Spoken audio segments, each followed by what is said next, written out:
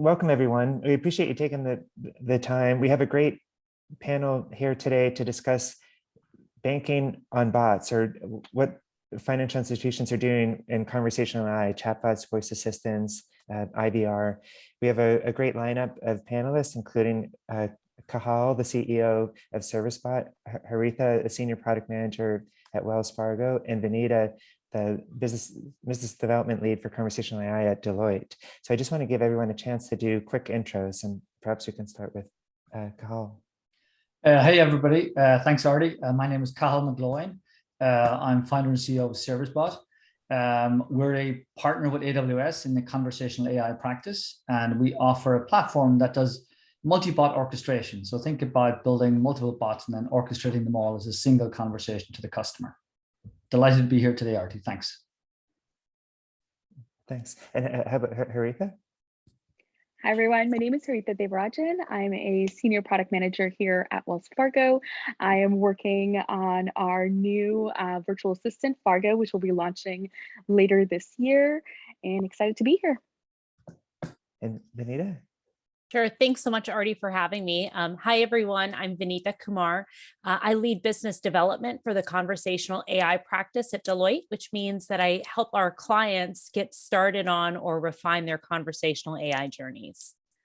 Great. It's great having you all be part of this. And I probably didn't announce myself, as I'm Artie Merritt. I lead the conversational AI partnerships at AWS. For folks tuning in, if you have questions, feel free to put them in the chat towards the end. We'll save them with about 15 minutes or so. We'll take some audience questions.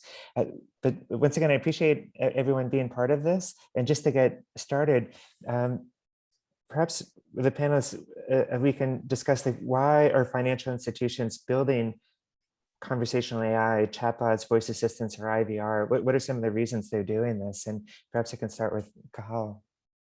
So I'm going to do how it started and how it's going, Artie. So how it started kind of before the pandemic, I think, was digital transformation was a big part of it. Emergence of neo-financial institutions, neo-banks, neo-insurance companies, and above all, some high-profile banking examples like Erica from Bank of America, like Cora from RBS NatWest. And I'm delighted to hear about Fargo, the new Wells Fargo conversational AI.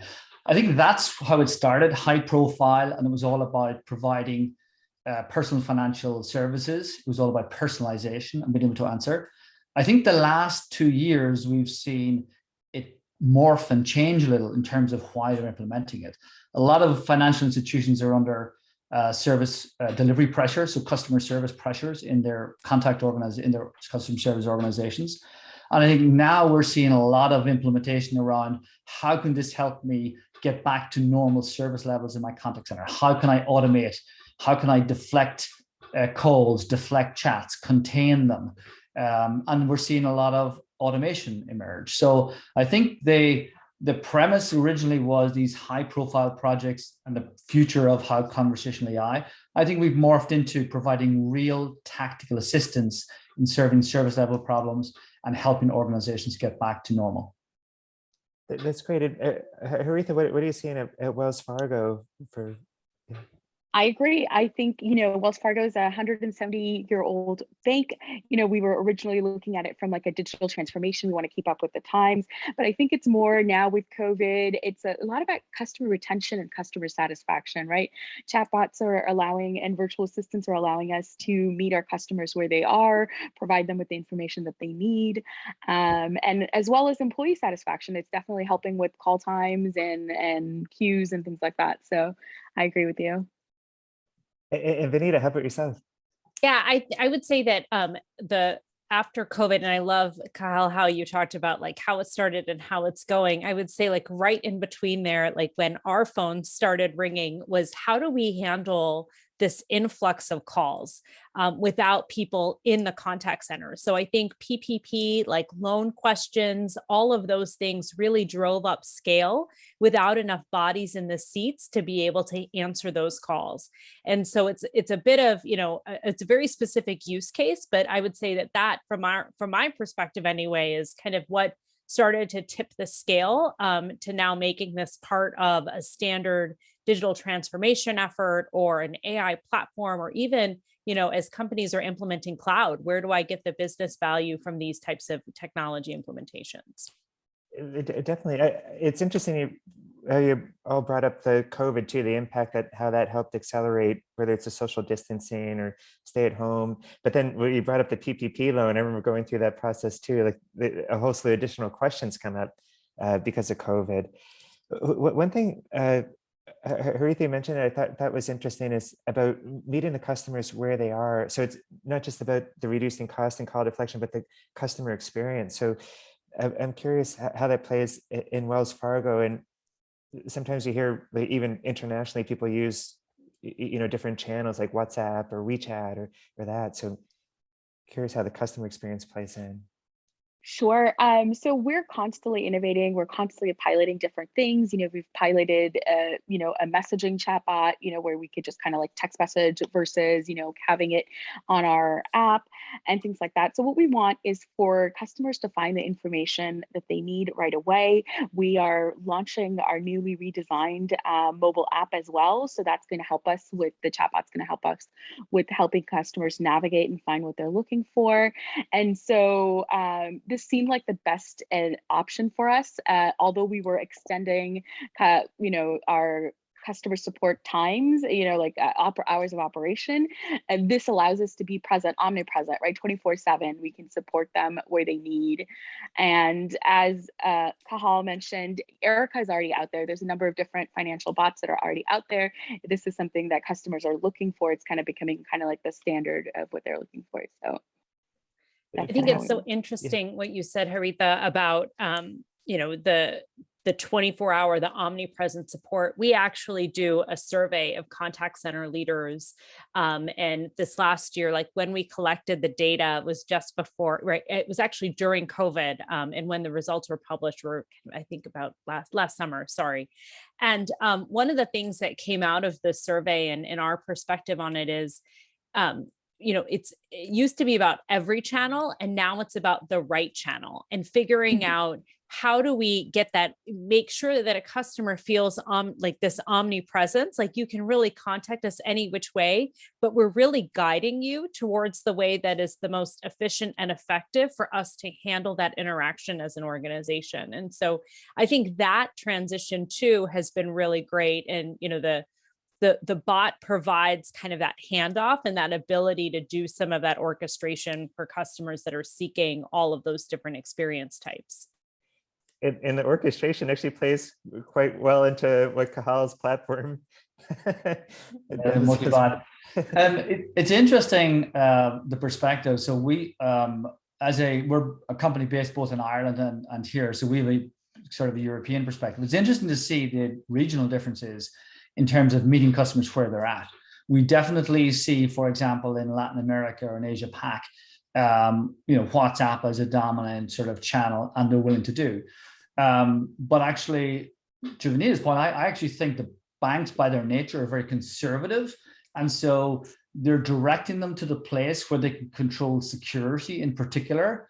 And so they're less inclined. You don't see a lot of sort of Facebook and WhatsApp in North America as a channel in banking because for security concerns, right? So these are still very much focused on that area. They're very, very strong organizations.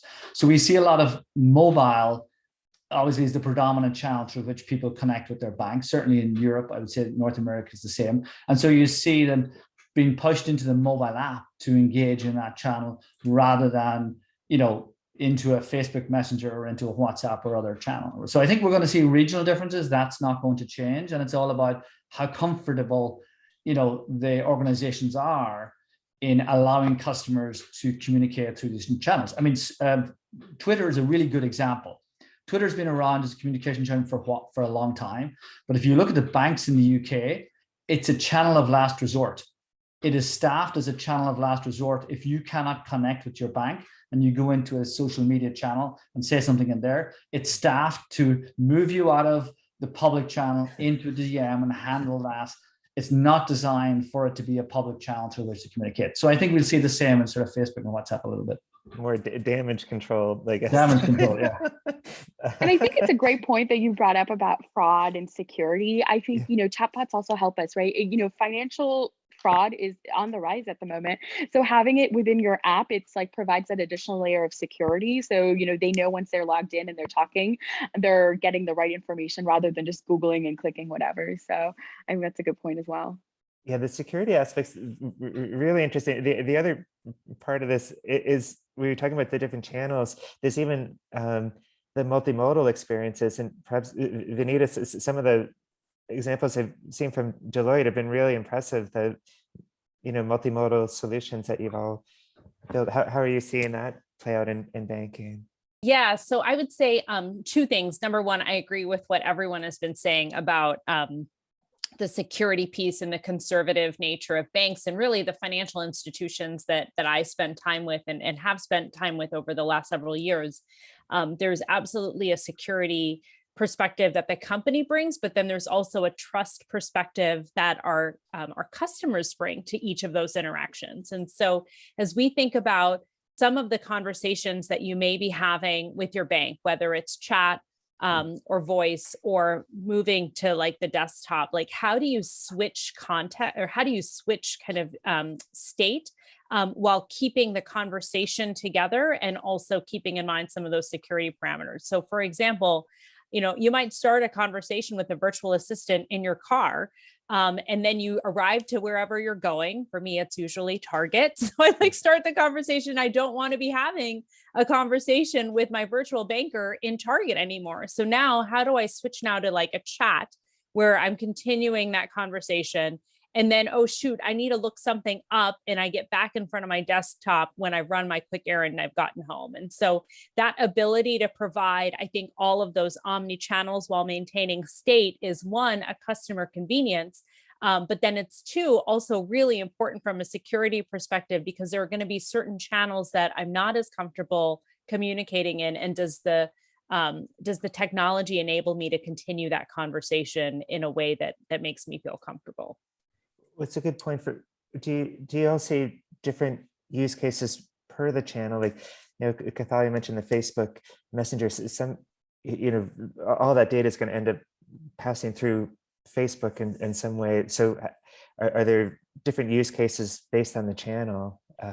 I think there are, and to build on Vinita's point about sort of multimodal, I actually think that the multimodal comes into play when you have use cases that require different forms of engagement. So for example, bank has to do a KYC every couple of years to their customers. They have to collect information and know it.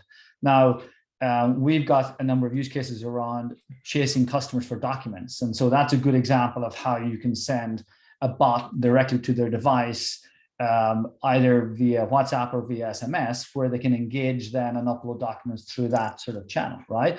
And I think, or another example is having a conversation with an agent, actually talking to somebody, and the agent needing documents and can actually send you, a link that you can upload documents there and then to sort of process it faster. So I think the multimodal is very powerful when viewed as a, not just, moving between my car and my office, which, happens a lot, but also when it's, well, I need a document or I need to verify something, so images, videos. And so these become important. Security is going to become important with face recognition, right? Is an important factor of doing it. So I think that's where the multimodal really comes into its own, is bringing all of these things to bear to be rich media and secure engagement, Yeah. So Haritha, you seem to be in agreement with all that. What are you all doing on the Wells Fargo side for that? So I'm going to speak in a little bit of a broad terms, because obviously,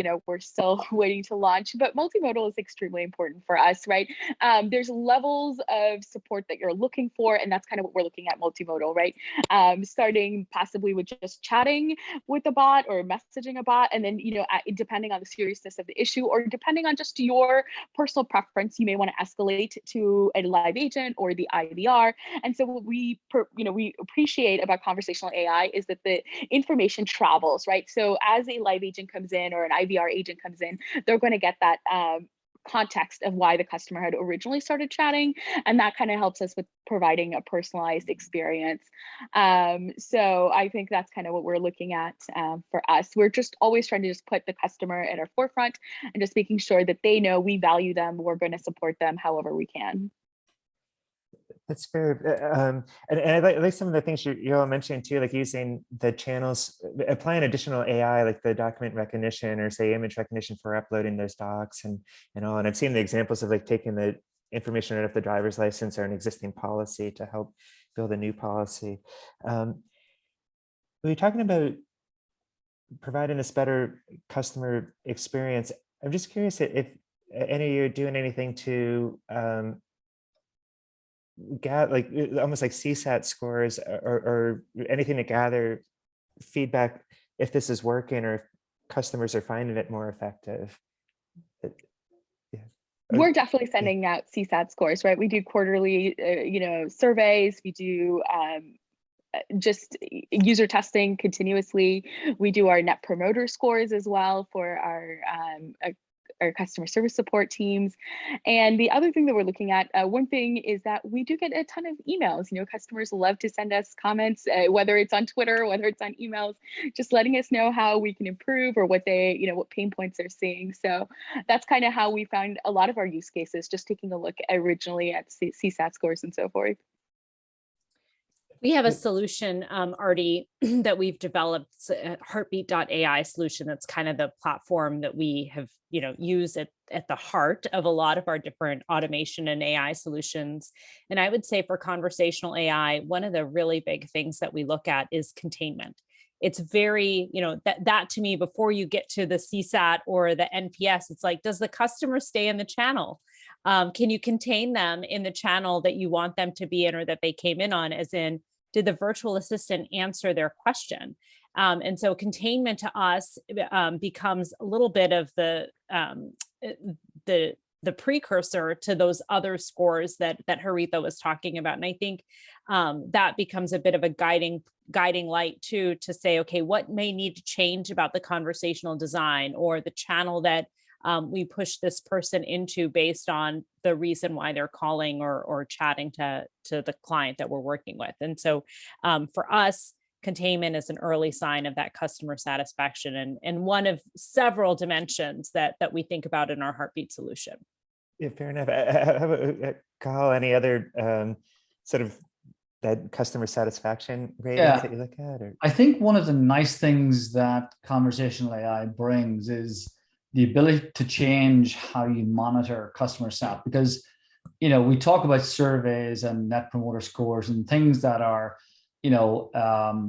quite involved in terms of getting customers to actually respond to them. I think we have more tools in the conversational AI armory by doing things like, did this answer your question, thumbs up, thumbs down, right, on an ongoing basis. So between that and monitoring sentiment on an ongoing basis, we have more tools to actually in real time figure out, is the customer happy or do I need to change treatment path, right? And so we have solutions that if our bots, for example, it fails 3 times to answer somebody, we offer them the ability to either stay in the channel, the containment as Vanita said, or to go to a human, right? And so it becomes now the early indicator for us to say, should we change path? Right? Should we change the treatment path and allow it to go? Because it's one thing keeping people in a channel. Yes, that's the purpose, is to try and automate. But if the customer's unhappy, there's no point in keeping them in that channel. Yes. You need to allow it to go to an agent,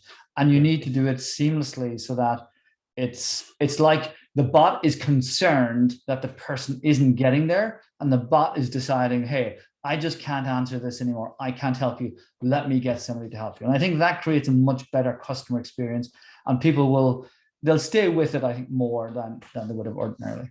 Yeah, you could optimize for 100% containment by just never escalating people, but then you would upset. Well, do you remember the old days, Artie, in contact centers? I mean, when it used to be, contact centers have gone through variations. It used to be voice is important, and people put the phone number high on the website and they said contact us. And then what did people do? They contacted them, and the cost went, exploded. And so they said, get rid of the phone number. And so some companies moved to the opposite, which is you can't find a phone number because they want to keep you in a channel.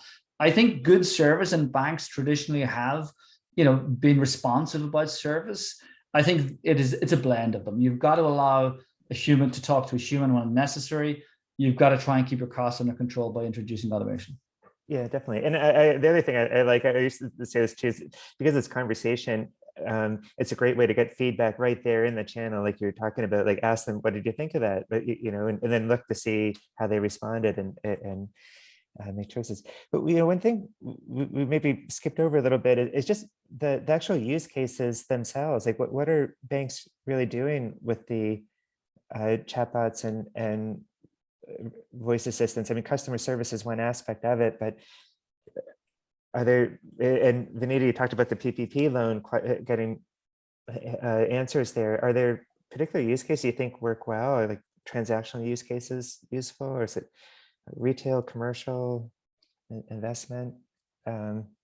So as we're starting on, helping our clients either start on these journeys or refine where they may be, we often try to look for those use cases that are high volume and lowest in complexity as a way to get the foundation for these capabilities. And so from our perspective, things like, I've lost my password, or I'd like to check my bank balance or the status of a transaction. Those typically become the starting points for a lot of these conversations. And then they continue to evolve as our clients get a little bit more mature around developing these technologies and these solutions, as well as their clients or their customers get more engaged with the conversational solutions. But I would say we're typically, helping our clients build business cases around, where are the live agents spending the most time on the phone, with high volume calls, but could really be handled in an alternative channel or a self-service channel, really. I agree with you, Vanita. I think that's kind of where we started as well. But I think one of the surprising use cases that I've found is just education, right? Because it is a virtual assistant or a chatbot, people are more likely to ask what they consider dumb questions because it's less judgmental. You can ask what you want and it's going to respond. And also sometimes you're more ambiguous, right? Maybe you don't know the correct words to use, and the bot's going to help you find that word because it's going to narrow it down for you. So I think that was a surprising use case that I personally enjoyed, just educating and helping them kind of figure out what they're looking for. That's a good one, and a good reason. One other, just to pick up on the point that you were saying about people are less like they feel less intimidated. Collections.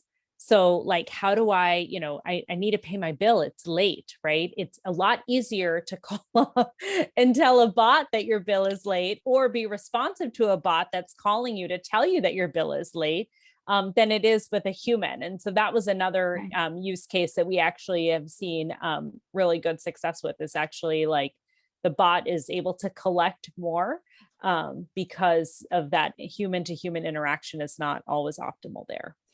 It's a company that started just to do that, the collections for via chatbots. It was interesting. And Haritha, what you mentioned, I did a panel a while back where someone said something similar to what you're saying on the education, where in a weird way, the person learned how to interact with the bot a bit, and it helped.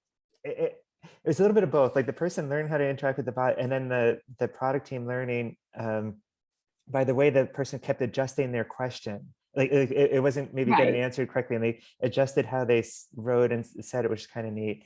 How about yourself, Cahal? Yeah, so I think we found it interesting. We found a great way of introducing bots into an organization is by looking at use cases, yes, that are a pain point. But I think we've tended to help companies think about it as, what can you start that you don't need a lot of IT support? Because many organizations, particularly large organizations, they've got a 3-year roadmap to get anything done in IT. So getting an API exposed or getting, new services stood up to support the bot can often be difficult. And so we've had success with things like an onboarding bot, right? Or a document collection bot, where the bot gets sent to the person, and the bot makes very clear that my job is to onboard you. It's not to answer questions about what's happening in the world. It's simply to onboard you. And we get very high engagement rate from these types of bots because the bot is very clear about what it can and cannot do. And I saw a question in the chat, Artie. There's some questions in the chat about how do you build trust in using sort of bots.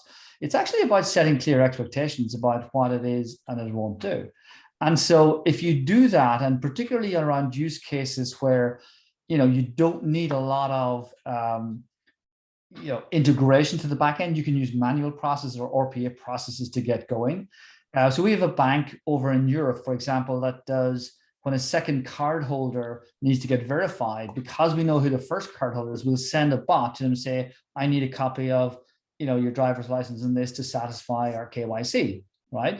And it's a very simple process. We have over 85% engagement rate on it, and everybody's happy because it's not trying to solve the world's problems. So I think use cases like that, collections, we've seen a growth in the collections again for the reasons you spoke about, or even people not being able to pay their bills, right?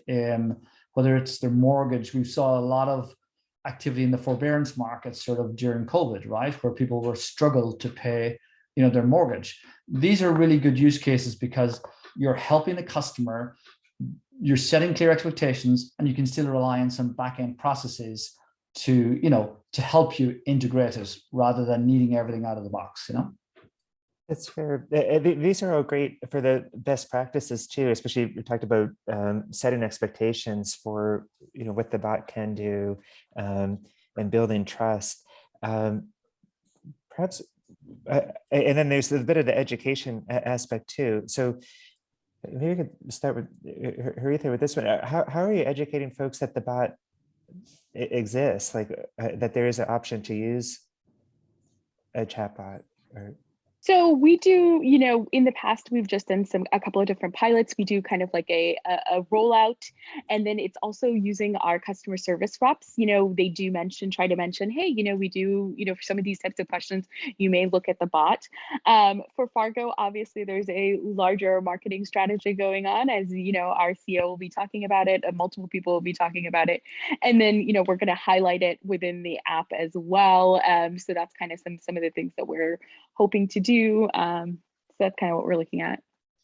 One of the things that we help our clients think about is they think about how do they increase or get initial adoption and then increase adoption with the solution is how are your clients or how are your customers contacting you today, right? So let's not introduce a chatbot when everyone is calling you today. That's the only way they know how to get a hold of you. So part of what we help our clients with at the onset of we'd like to set up, a conversational AI solution. Should it be voice or should it be chat? We start with how people are contacting you today. And then the second is, are they contacting you this way today because that's the only option they have? So to Cahal, your point, you just put the phone number really big there. But are these people that would prefer to chat to you, right? They're at their computer all day and they kind of want to take care of this on the side while they're on a Zoom call. So there's some user research and some ethnographic research that we try to do and infuse into some of those early setups. So that we're actually creating the experience that we know that a customer would want to be a part of. Fair enough. Cahal, is there other ways you see folks are trying to generate awareness? Or? I think that live chat has become so ubiquitous, right? I mean, Intercom and Drift. I mean, you go on any website and almost everybody has the little pop-up sort of chat. So I think people are used to those being on the site. In fact, people, come to almost expect it. They may not like it all the time. I've saw one description of the online equivalent of the annoying sales assistant, right? But I think people expect it now to see that little sort of icon, the little roundel in the lower bottom right-hand corner.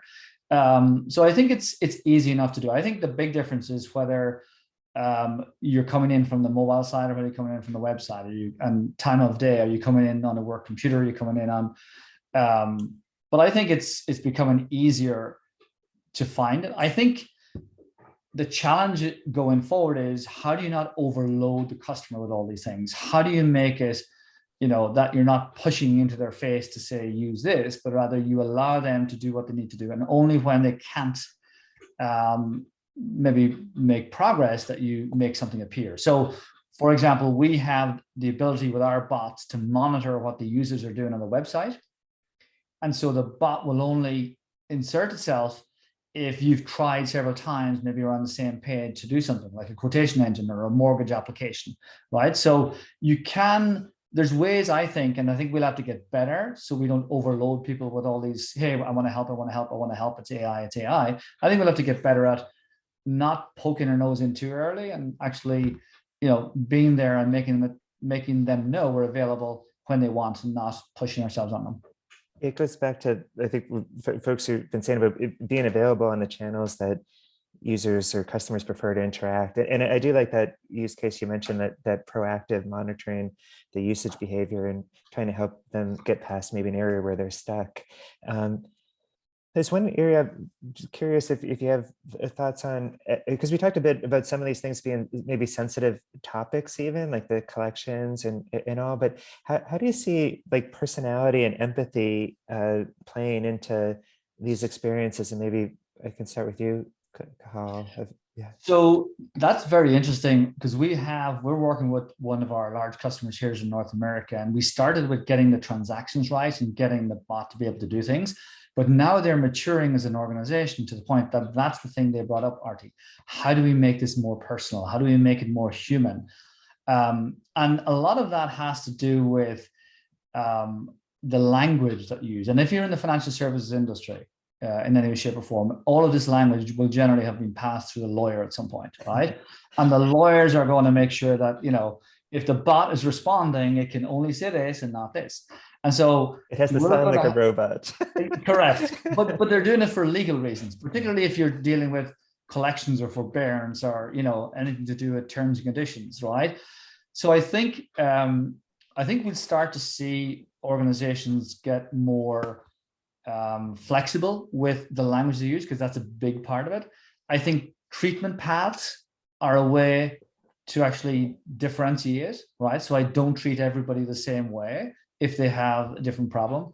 The use of personalization and context, so that I know more about them before I try to answer, so I can maybe understand, have they called in 2 days ago? Well, if they've called in 2 days ago or they tried 2 days ago, maybe it's about the same problem. Are there any open tickets? Are there any open requests? So I think the solutions will get more sophisticated as we look to, I don't think it's about, the Turing test and becoming more human. I think it's about providing a more human-like service, but still recognition that it's still AI. Because for us, we firmly believe that always allow them to get to a path to a human. Always allow them to do that. Never pretend you're human when it's not, but always allow them to get there in a couple of easy steps. And I think that's what we'll see going, but that's a maturing of organizations. I think that comes with maturity.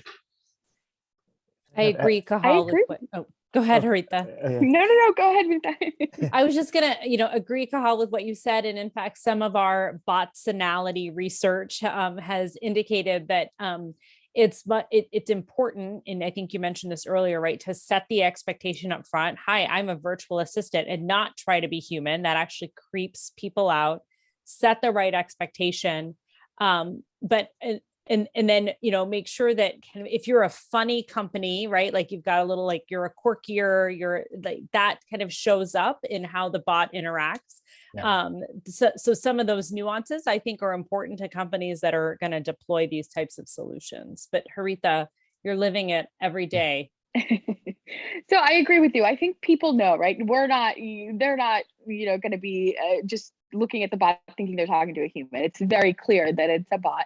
So they want something, but what they're primarily looking for, at least from my perspective, is support, help, right? When they're panicking, when they want something that's going to give them an answer or a path to an answer. And I think that's the personality that we're looking for, something that's, I always like to think about it. This is like Clippy, the Microsoft, Yes. clip art, but like better, right?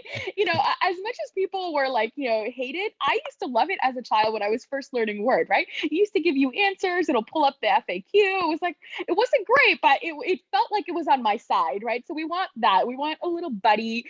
We want them to feel like, hey, anytime, day or night, I'm going to find some sort of answer or some path that's going to get me to the answer. And I think, personality helps with that. But more than that, it's just the content that you're providing. Yeah, these are all great points. I mean, keeping track of the context and personalization, knowing that if someone came back before, move them along further in the process the next time maybe, or use that information to help. The personality is interesting too. There is one of the banking chatbots, if you were to say like, what's the weather inside, it'll say it's always sunny when you're talking about your finances. They tried to add a little bit of personality there. It can be a challenge to like not overdo it, I guess. It maybe on that note, I'm curious, like sometimes you hear folks talk about on the conversation design, like employing, former screenwriters or comedians. I know that timing. I'm curious how you all approach the conversation itself, coming up with that. And maybe I can start with Haritha. Yeah. Sure. Yeah. Because we are a financial institute, we do want to sound a little bit more serious, right? Compared to other companies who may have a little bit more fun. We do agree, we have a couple of jokes. So hopefully you guys will see that in the past when we've done pilots, we've added a couple of jokes as well. But, they're not coming here for entertainment, right? Generally, when they're reaching out to their banks, it's a little bit more serious. So we are taking that serious, but in a more approachable way, right? Instead of just large text of information and being like, oh, you need to submit 45 documents, or, oh, you had a fraud. Like, you need to, it's more step by step, just like a friendly older sister or sibling that's going to kind of help you. So that's kind of what we're looking at. And how about yourself, Anita? I know you have conversation design designers on board and all. Yeah. Yeah, unfortunately, we don't have any former screenwriters or comedians, although they might be really fun to work with. So I think from our perspective, the approach to conversational design, three things. One, we really think about like, what is that human-like conversation? I think Cahal mentioned you want that the help, right, to be facilitated. And so how do we get to that path? I think that's really important. I think two, recognizing like the sentiment, if the person is calling in and they're pleased, or, I'm calling to cash in my blah, blah, blah, blah, blah check or whatever it is, that's a more positive experience than like perhaps a collections one may be. And so moderating what that conversation sounds like. And then the third, and this is less about the conversation design per se, and more about some of like the nuances of region and dialect. A lot of our conversational designers double hat as linguists. So they have the ability to understand and kind of help the bot discern some of those nuances of region and dialect that often might impede the conversation from being as successful as it could be without that detail. So nothing funny or gimmicky. In fact, you're talking about that the driver one, the insurance one. I'll give you a quick insurance example. And the use case was helping a client create a solution to add or remove a driver. And so it was, a husband calling in and saying like, I'm adding my wife. And like at some point our conversational designer was like, oh, the old ball and chain. We were like, cut, no, take that out, right? So there are definitely like things that fall flat, and we try to catch those before they get too far. How about yourself, Cahal? I mean, you're building chatbots in all different regions and different languages, and how does this play in the conversation design? One of the points I was going to make to add to that was we see a difference in both the type of website, the type of company, but also the age profile. Yes. So what we've noticed is that on the age profile, somebody will come in, the older community will come in and they will start to write a novel, right, into that little chatbot about how they went to the bank and he wasn't there and the dog got run over by a car and this happened and that happened. And they literally write, a 2 paragraphs straight off. And you get to a point now where the AI can't do anything with it, right? It's very hard to discern intent because there's so much noise. The signal to noise ratio is way off. And so what we found is that sometimes guided tours can be an answer to helping a person get through, a customer get through, right? That it's not always let them ask anything, but rather, help them, help the AI by, indicating what area the problem is. And if you look at most contact centers and customer service operations, they know what their top 10 call drivers are. They know what their top 20 are, right? They know what the big numbers are. So sometimes I think and we find it necessary to do two things. One is freeze the input field, so we can dynamically lock the input field when we say to somebody, I just need you to answer this one thing and nothing else, right? I'm not taking away your ability to write, but I want you to help us. And so we'll lock the input field, give them an option, which includes not this, none of these, right? But we found better conversations and better success rates by using a combination of guided and free format, right? Particularly in industries where there's a prevalence to unload everything in one go, right? And I remember one company we were pitching to in the travel industry. We started with complaints, right? Our first use case was complaints. I would never start with complaints because you've already got the customers offside. They're already mad when they come in there, right? And you're going to have this bot try and help them, right? But actually what we did was we tried to understand what the root cause was. And we tackled the root cause up front and said, is it about this? And immediately people were, in the car industry, in this case, it was about getting a refund for a booking not made. And so we immediately diffused the situation by saying, is it about this? So I think guided will really help. Menus can help in situations where, they're difficult conversations to have, These are great points. I'm curious, we talked at the beginning around some of the reasons why financial institutions are building the chatbots, and some of it's call deflection, some being on the channels users prefer to interact, and basically providing a better customer experience. And we talked a little bit about this CSAT score. I'm curious if there's any other measurement that you all are doing to show how effective these experiences are, or are there certain KPIs that you're tracking about the chatbot, either how it's responding or anything like that? And what are some of the key KPIs that you're all looking at? I think it was mentioned before about sort of containment. So Vanita mentioned sort of containment earlier on. We see engagement rate as being one of the first. So it's almost like a Sankey chart, right? A Sankey diagram. Many people started, where did they go? What paths did they follow, and so on. So we start with engagement rate. What percentage of people actually engage sort of with the bot, right? So we look at that. We look at numbers of turns. We look at the containment rates. We look at, particularly when you're talking about containment, we look at, did the customer call back in the next 48 hours? Was there a repeat sort of call within 48 hours? Because you may have just channel shifted somebody and thinking that you solved the problem, but all you've done is you've moved them away from the bot and into a voice channel, right? So I think this is where the omnichannel, having that visibility of, have they called in previously? Are they calling in again on a different channel? And being able to bring that in is very important to gauging the success of bots. How about Vanita? Any additional KPIs? Yeah, we have. We have a lot of different aspects of, like I mentioned, that heartbeat. That how do we measure the heartbeat of it? For us, the analytics that we think about, are before the conversation. Has this customer recently called? Right? What do we know about this customer from an analytics perspective? The segmentation.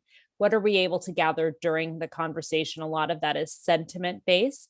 And then after the conversation, what happened specifically to that customer? Did we resolve their issue? Did anything happen in the conversation that's going to help inform a conversation again with this specific customer? Or broadly, what do we need to change about the AI that's going to make this a little bit easier the next time around? And so lots of different dimensions to KPIs and analytics that fit into each of those buckets.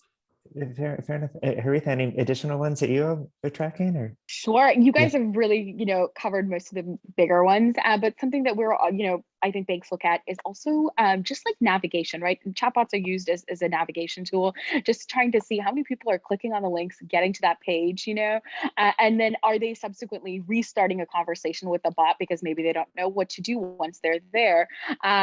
Surprisingly, a lot of people are confused about how to use Zelle. And so we're trying to see, once they get to Zelle, are they completing that transaction, and so forth. So that's something that we're also looking at. This is great. I have one more question for all of you, and then we can open up to the audience ones. I know there's some audience questions in the chat. I'm curious where you all see the future of conversational AI going in the financial industry is, and perhaps Haritha, since we have you just answered, if you can start. Yeah. Sure. And again, I'm speaking broadly. I'm not speaking specific to Wells Fargo. I think where we're seeing conversational AI go is more personalization, right? We want to, currently a lot of banks are only on, whether it is on a mobile app or a website. We would like to kind of go into the IVR space as well and kind of connect all three together. And think there's a limitation with banking because, as I mentioned, people are expecting a level of reservedness because it is a serious transaction that you're taking. So that's kind of what I'm thinking and seeing. So how about Vanita? Yeah, I think there's a lot of technologies that are in other industries that are going to start to penetrate financial services, as I think Cahal mentioned, right? Your people are going to go along the maturity curve.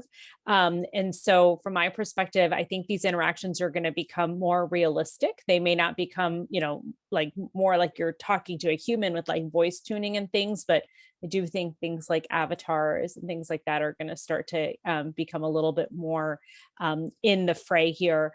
But I also think that there are going to be different ways that we start to build and fortify trust with these conversational AI solutions. And I think about that trust in a couple of buckets. One, trust that this solution is going to answer my problem, right? Like I'm not going to end up screaming agent or representative into the phone. So I think that we're going to see an increase in that level of trust. Type it in all caps. Yes, gosh, just get someone. So I think that the trustworthy nature of the AI, and then also just back to some of our earlier conversation about the exchange of this in the banking space and financial services, right? This is very private, confidential type of information. And so do I trust the financial institution where I am in being in sharing this? And so I think that there's going to be that's going to go up as people do more of these things in a common way. But also I think solutions and the solutions that banks offer to their customers are going to increase from that perspective as well. Fair enough. How about Cahal? I think there's two things I sort of see or I think need to happen, but I think they will happen. One is an improvement on the technology, the ASR technology, particularly both ASR and also just the NLP, compound intents or something. So somebody coming in and asking multiple things in one sentence, right, have traditionally stumped many sort of simple chatbot solutions. So I think as the technology improves, we'll see the capability to handle those complexity. We'll see that sort of emerge, because I think it has to, because, if I come there and I say, I need to check my balance, and by the way, my address is wrong, right? Being able to handle those multiple intents sort of queries. I think the other is, as financial institutions get comfortable that this really can help automate and can contain calls and chats and provide a better service 24/7, I think we'll see the breadth of what the bot is capable of doing grow. And I think to solve that, RTN is obviously a plug for multi-bot, but you need to start, they will need to start thinking about multi-bot, because building monolithic solutions where if I add in one new intent and 50 new utterances, I break something else, will become a problem as we go forward. So I think getting the correct architecture to be able to have one product team build answers to their product line, a different product team build answers to theirs, and bring them all together as a single conversation with the customer. I think that's what we're going to see them really take off, because now you can bring in personalization, sales, service, right, as well as just answering the, what's my balance. And it's a seamless experience for the Seamless users. experience, Yeah. No, yeah, it's fascinating. The things that get me excited is, and you all are working on these things, the three of you, is like the multi-bot, the multimodal interfaces, applying additional AI beyond just the NLU. Like there's the document recognition. There's also the voice recognition when someone does call, or, there's all sorts of neat stuff that people are really moving things ahead. Let's take a look real quick at some of the audience questions to see. So the first one here was, how do you build trust in the virtual assistant context? Personality, does the AI's personality, name, voice, etc., contribute to the trust building aspect? Or is it more of how responsive and accurate the AI is? We talked a little bit about well, not a little bit, we did talk somewhat about trust. Is anything anyone would like to add related to building trust in the? I personally think that, people don't come to talk to a bot because they like the experience. They come to solve a problem, right? So I think first and foremost, it's, can the bot solve the problem? And can it be? I think that will drive more satisfaction than, the tone, but not solving my problem. I think, so it's almost like table stakes are, you got to be able to solve the problem, or in a high percentage of cases, solve the problem. And then you build on that by having sort of tone and personality and things like that. But I think the table stakes is, you have to be able to solve at least a high proportion of the problems. I agree, because we have a built-in level of support, trust already, right? They're banking with you, they're trusting you with their money, and so I think what they're looking, the added additional trust is really going to come from continuously resolving issues rather than escalating or asking them to go out of channel. So Fair enough. And then the next question is a bit around the sentiment or sort of tone. So I think this is be a bit more in the voice interfaces. Like, are you all doing anything that is recognizing, say, that the nuance of tone? I see Vanita shaking her head. Yeah, there are things that you all are doing there. Yeah, we think sentiment analysis. So it's not just what the customer is saying, but it's how they're saying it. We think that's a really important aspect of what the AI is capturing during the conversation and reacting appropriately, right? Like, how does the design flow change based on that sentiment? And then bringing that back into the AI. I think one of the big things that we're careful of here is, as customers and, just all sorts of terrible stuff happening in the world, but like a lot of these bots then are like abused, right? And so because they're natural language processing solutions built on AI, like they then kind of adopt that. And so one of the things that we have to be really careful about as we're helping clients stand up these solutions is, what are some of the fail safes, so that you're not just learning from how someone is talking to you, right? You bot, but like you're refining that as it kind of comes back around and into future conversations. Fair enough. Anyone else want to add to that one, or we can do the next one here? I think the sentient, like understanding sentiment is extremely important, because it could also help us simplify our process, right? As the bot is helping someone resolve an issue, we realize, hey, some of these, step 3 and step 4, maybe submitting a documentation or whatever it may be, is a pain point. Like, how can we simplify it? And I think that helps us with just our user journey, simplifying that, moving. Yeah, it's forward. another point of feedback, and you can even use it for part of the escalation. I think it's touched upon too. Like, if the sentiment's going to a particular negative value, maybe that's a point to escalate them. Or there's some questions here around the ethics too. Like, let me just see if I understand it correctly. Will using bots in an application process help avoid with discrimination? Or might we encounter some deeper cases of algorithm bias in predictive models that I'm not actually sure myself. Anyone have thoughts on that? Like how, like the ethics sorry, go ahead, Cahal. No, I mean, just because, this is technology. It's about what you do it and how you build this, right? So we're never going to truly avoid, we mentioned earlier, the anonymity of these channels to be able to discuss difficult questions, I think, is a real help. And there's no judgment in terms of that bot is not judging. So I think that's obviously a big help.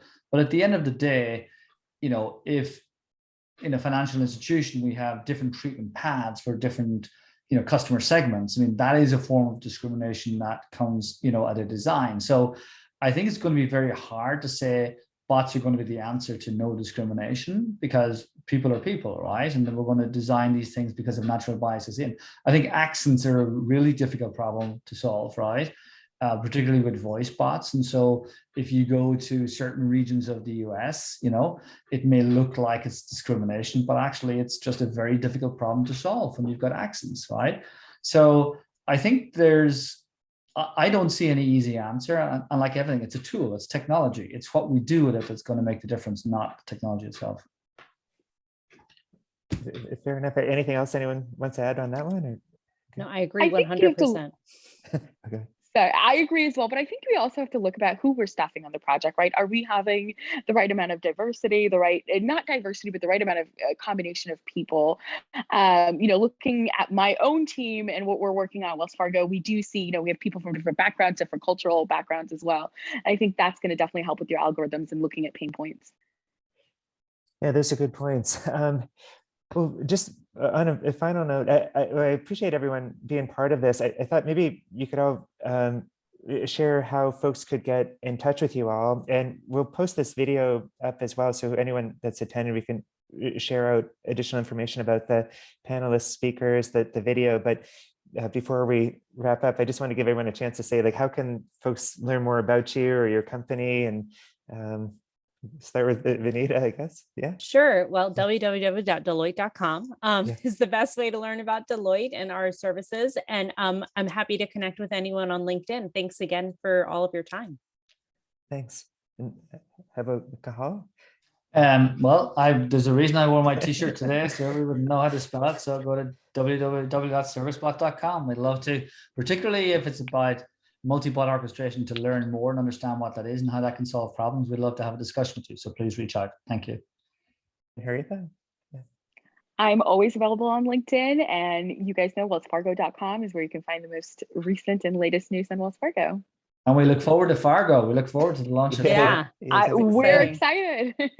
Yeah, no, it's going to be pretty cool. So I appreciate you all being part of this and taking the time. It was great. I learned a lot, and it's great hearing all of your insights. And I appreciate all the attendees joining in for the questions that you asked. So thanks, everyone. Thanks. Bye now. Thank you. Bye. See ya. Bye.